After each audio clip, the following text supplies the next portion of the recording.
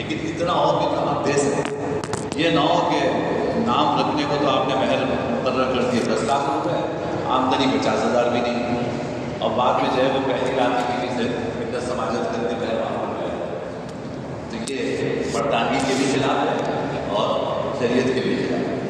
تو اتنا مہر مقرر آپ ادا کر سکیں۔ جناب نبی کریم صلی اللہ علیہ وسلم نے حضرت فاطمہ کا اور اپنی ازواج مطہرات کا جو مہر مقرر کیا تھا، اس کی مقدار حدیث میں آتی ہے 1530 گرام چاندی، 1530 گرام چاندی، 480 دنوں کی مقدار آتی ہے، یہ بنتے ہیں 1530 گرام۔ 1530 گرام اگر آپ اس کو 260 سے ضرب دیں تو یہ تقریباً کوئی 3 لاکھ سے اوپر رقم ہوگا، آج کے حساب سے 3 لاکھ سے اوپر رقم ہوگا۔ تو آپ نے اپنی ازواج مطہرات میں سے ہر بیوی کا مہر تقریباً اتنا مقرر فرمایا۔ اب آج کے لحاظ سے آپ دیکھیے ایک معقول رقم ہے، اور یہ آپ کو پتہ ہے کہ مہر میں بیوی کی قیمت تھوڑی ہوتی ہے، یہ اس کے اعزاز میں آپ اس کو تحفہ پیش کرتے ہیں، مہر بیوی کے اعزاز میں اس کو تحفہ پیش کرتے ہیں آپ، یہ اس کی کوئی قیمت نہیں ہے، تو تحفہ ایسا ہونا چاہیے جو آپ کے بھی شاعر جان ہو، بیوی کے بھی شاعر جان ہو۔ تو جناب نبی کریم صلی اللہ علیہ وسلم نے اپنی ازواج مطہرات کا مہر اور اپنی صاحبزادی حضرت فاطمہ کا مہر جو مقرر کیا وہ 1530 گرام چاندی بنتا ہے، اور یہ معقول رقم ہے۔ لوگوں میں مشہور ہے 32 روپے 8 آنے، تو یہ 32 روپے 8 آنے کسی زمانے میں قیمت ہوگی 1530 گرام چاندی کی، جس کو لوگ مہر فاطمی کہتے ہیں نا، کہ مہر فاطمی مقرر کیا، بھائی کیا مقرر کیا؟ 32 روپے 8 آنے، تو 32 روپے 8 آنے تو بچہ بھی نہیں لیتا، ٹافی کی تھی، اس کی بھی بانڈی جو ہے وہ 100 سے اوپر چلی گئی، تو 32 روپے 8 آنے کسی زمانے میں ہوگا یہ اتنی چاندی کی قیمت ہوگی، آج سے 100 سال پہلے، لیکن آج کل جو اس کی مقدار ہے وہ 207 کے حساب سے فی گرام چاندی 207 ہے، تو اس سے ضرب دے کے دیکھیں کہ کتنی مقدار ہے۔ ایک تو یہ مہر کی کم سے کم مقدار سامنے آ گئی، دوسری مقدار مہر فاطمی کی آ گئی، اور ازواج مطہرات کا جو آپ نے مہر مقرر کیا تھا وہ آ گئی، اور تیسری بات یہ آ گئی کہ اتنا مہر جو آپ ادا کر سکتے ہیں آپ کے وسعت کے مطابق۔ چوتھی چیز یہ سمجھیے کہ چونکہ ایک ذمہ داری ہے مہر، تو اس لیے عام طور پہ جو نکاح کے وہ زیور دیے جاتے ہیں یا منہ دکھائی دی جاتی ہے، میں تو مشورہ یہ دیتا ہوں کہ بھائی اسی کو مہر کے طور پہ دو، تاکہ تمہاری ذمہ داری ختم ہو۔ آپ بیوی کے زیور بناتے رہتے ہیں، کبھی کسی بہانے جیب سے پیسے نکلوا کے زیور بنوا لیے، کبھی کسی بہانے بنا لیے، تو اور مہر باقی، تو وہ جو کچھ آپ بنا رہے ہیں وہ مہر میں شمار کر لیں تاکہ آپ کے ذمہ کچھ رہے نہیں۔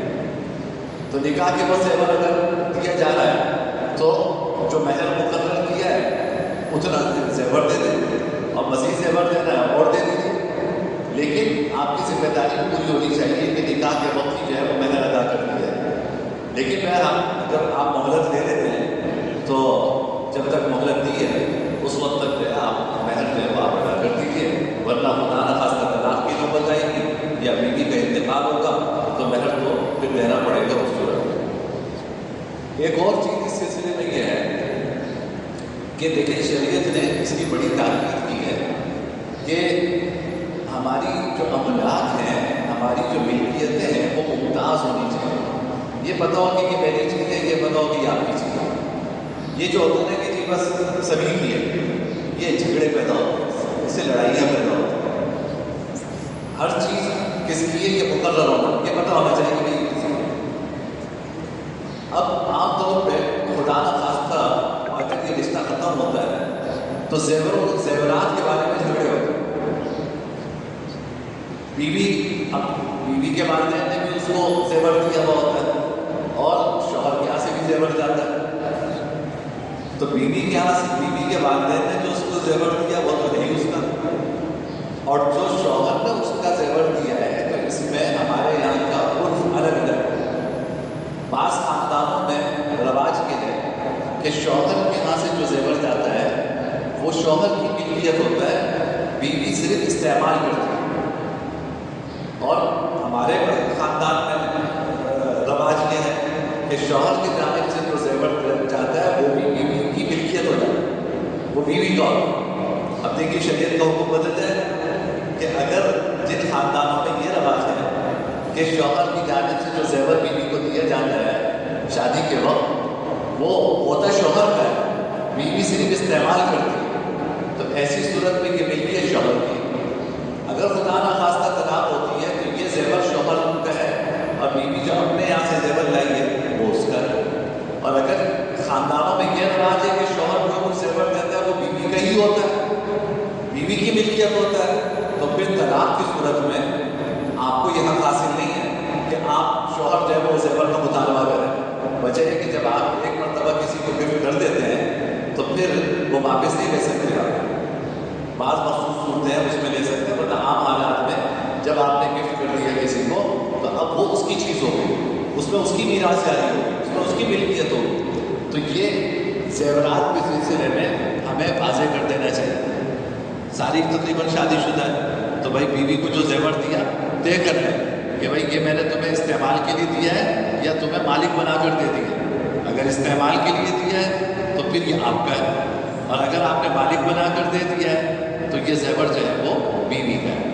اسی طرح ہم مشترکہ جوائنٹ اکاؤنٹ کھولتے ہیں تو جوائنٹ اکاؤنٹ دو طرح سے کھولا جاتا ہے.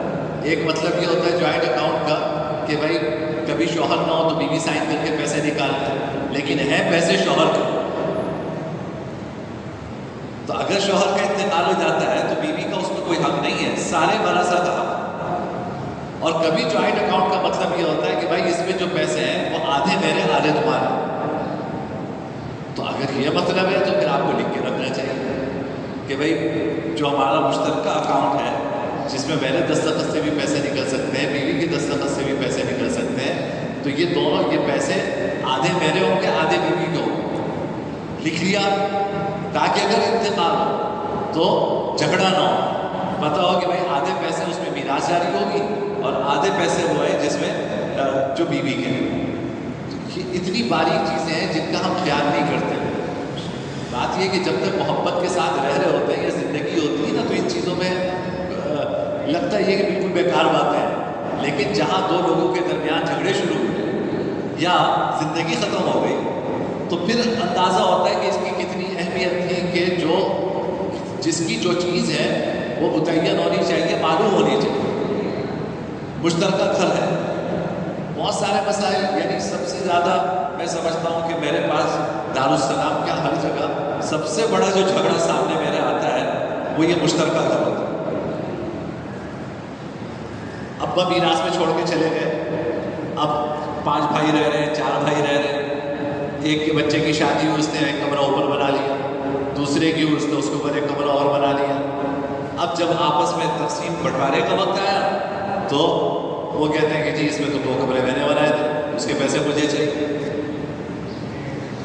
اب وجہ کیا ہے کہ یہ جھگڑے کیوں ہو رہے ہیں کہ ہم چیزیں طے نہیں کرتے، بس کرتے جب تک پیسے خرچ کرتے جا رہے ہیں. جب لڑائیاں ہوئی، اختلافات ہوئے تو اب لڑ رہے ہیں کہ یہ کیا کس کا ہے، تو یہی پوچھ کے کر لیتے، آپس میں طے کر کے کر لیتے، لکھ کے کر لیتے. اسی طرح ہمارے یہاں بیویوں کے نام، بچوں کے نام پراپرٹی لینے کا طریقہ، جو کاروباری لوگ ہیں ٹیکس سے بچنے کے لیے بسا اوقات ساری چیزیں اپنے نام نہیں لیتے. کوئی بیوی کے نام لے لیتے ہیں، کوئی بچوں کے نام لے لیتے ہیں، کوئی بچیوں کے نام لے لیتے ہیں. تو بھائی اس کو لکھ کے رکھو کہ بھائی میں نے صرف ٹیکس کے مقصد سے بیوی کے نام لیا ہے، یہ ہے میری. اور اگر بیوی کو دے دیا ہے تو آپ وہ بھی لکھیے کہ بھائی یہ بیوی کی چیز ہے، اس کا مجھ سے کوئی تعلق نہیں ہے، اس کا مجھ سے کوئی تعلق نہیں ہے. وجہ یہ ہے کہ آنکھ بند ہونے میں کوئی دیر نہیں لگتی. آپ سمجھتے ہیں کہ یہ سب چیزیں ایسی چلتی رہیں گی، آج ہے کل پتہ نہیں کوئی ہوگا نہیں ہوگا. تو اس طرح آپ یہ جھگڑے چھوڑ کے جائیں گے تو یہ آپس میں جو ورثہ ہیں، بچے ہیں، بیوی ہے، ان میں آپس میں نفرتوں کا باعث بنے گا. تو اپنی ساری چیزیں واضح کرنی چاہیے. زیور دیا ہے وہ پتہ ہونا چاہیے کہ زیور عاریتاً دیا ہے یا مالک بنا کر دیا. گھر ہے کسی بیوی کے نام تو گھر اسی کا ہے یا صرف ٹیکس کے مقصد کے لیے اس کے نام کیا ہے. جوائنٹ اکاؤنٹ ہے تو وہ کس مقصد کے لیے جوائنٹ اکاؤنٹ ہے؟ وہ دونوں کے مشترکہ پیسے ہیں یا صرف پیسے نکالنے کے لیے آپ نے بیوی کا نام رکھا ہے؟ یہ ساری چیزیں واضح ہونی چاہیے تاکہ ہمارے جانے کے بعد محبتیں قائم رہیں، آپس میں کوئی نزاع اور جھگڑے نہ ہوں۔ اللہ تعالیٰ نے ہمیں یہ توفیق نصیب فرمائے۔ الحمدللہ رب العالمین والعاقبۃ للمتقین والصلاۃ والسلام علی سیدنا المرسلین اللہم لک الحمد لا نحصی ثناء علیک لا الہ الا اللہ